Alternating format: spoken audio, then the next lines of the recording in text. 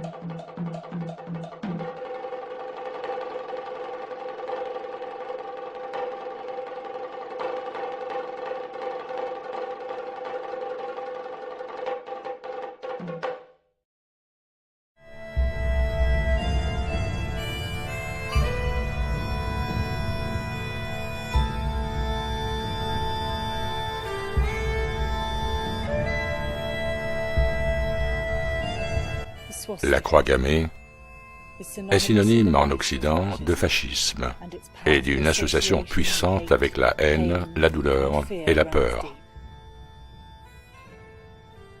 Mais ce lien négatif n'est que relativement récent, car la croix gammée est présente sur tous les continents et dans toutes les religions et traditions, car c'est l'un des plus vieux symboles sacrés de la Terre, représentant la chance, la paix et la lumière.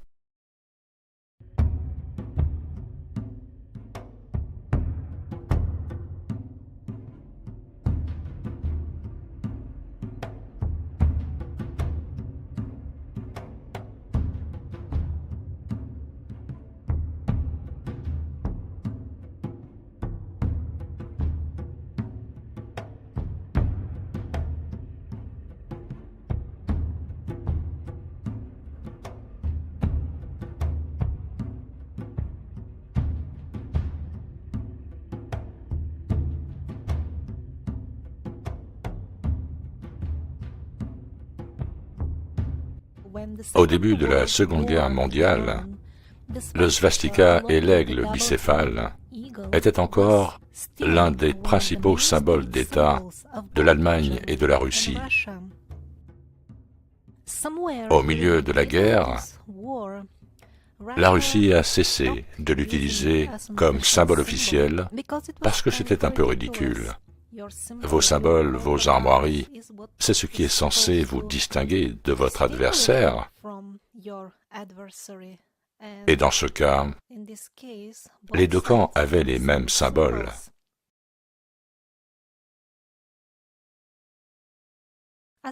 Aujourd'hui, parmi les pays dits avancés, seule la Finlande présente le svastika sur toutes sortes d'emblèmes et de signes officiels. Le reste du monde, soi-disant avancé, est plongé dans cette négativité très récente à l'égard de cet ancien signe de prospérité et d'harmonie. Dans la plupart de l'Asie, où les traditions sont toujours vivantes, il n'y a aucune trace de cette négativité à l'égard du svastika, et on peut les voir par milliers dans les temples, au bord des routes, dans toutes sortes de décorations et d'éditions imprimées, etc.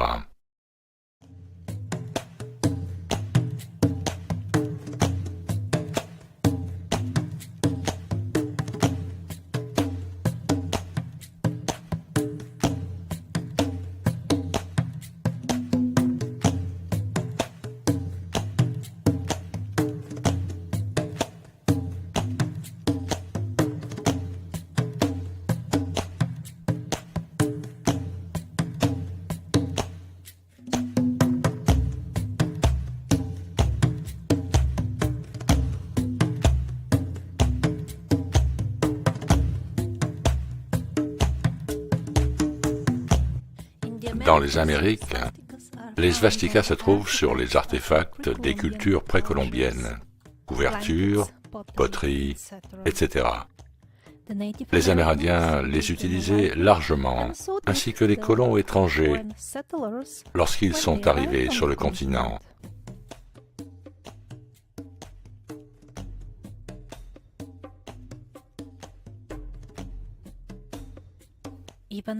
Même il y a quelques siècles, alors que la négativité à l'égard de cet ancien symbole n'avait pas encore contaminé les Amériques, il faisait partie des symboles officiels et non officiels.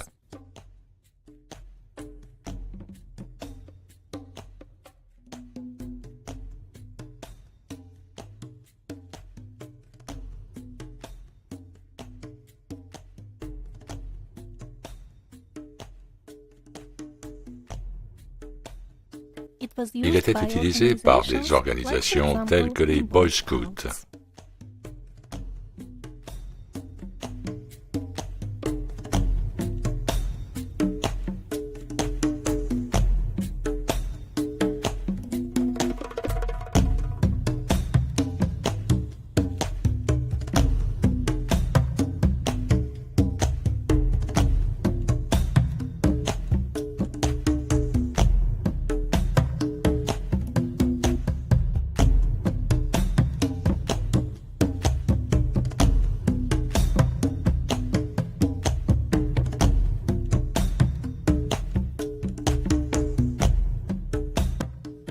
La présence d'innombrables svastikas sur les artefacts de toutes les époques et de tous les âges n'est pas niée par les historiens officiels.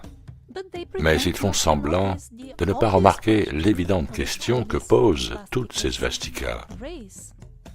Comment se fait-il que des cultures si éloignées, prétendument sans rapport, certaines d'entre elles séparées par des continents, et pourtant toutes ont adopté ce symbole et en ont toujours fait l'un de leurs principaux symboles. Ceci est un contraste très fort avec l'histoire que l'on nous raconte, à savoir que les gens étaient séparés par des océans, que les gens ne pouvaient pas voyager loin parce qu'ils n'avaient pas les moyens de le faire.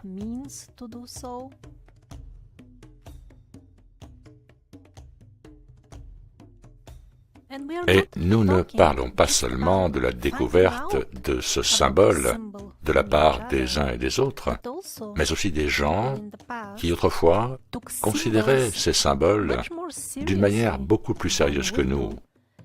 Ils comprenaient leur importance et le fait d'en faire un symbole principal signifiait beaucoup pour eux.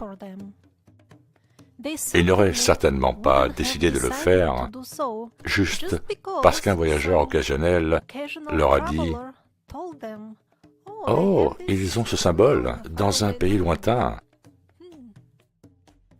Nous n'avons pas de symbole propre. Et il semble que nous ne soyons pas capables d'inventer d'autres symboles pour nous-mêmes. Alors adoptons ce symbole inconnu et faisons-en notre emblème principal. » Donc les historiens qui émargent évitent ainsi de s'attaquer à ce problème de la diffusion mondiale de la croix gammée, parce que cela expose leur propre approche scientifique de l'histoire. S'ils ne peuvent pas nous dire ce qu'était notre passé, alors qui le fera? Les gens ordinaires? Eux-mêmes ont perdu l'envie de s'informer. Ils n'en voient pas l'intérêt. La plupart des gens de nos jours ne se soucient même pas d'où ils viennent. Et les quelques rares qui s'en préoccupent et tentent de faire des recherches de leur côté semblent se concentrer principalement sur l'époque d'il y a 12 000 ans et sur la façon dont la vie était avant cela, ce qui est certainement très intéressant, mais sur la base de quoi trouverions-nous quoi que ce soit sur cette époque si nous n'avons pas de méthode de datation historique fiable? Alors que nous sommes déjà dans un brouillard informationnel si dense que nous ne pouvons même pas dire avec certitude ce qui se passait il n'y a que quelques centaines d'années.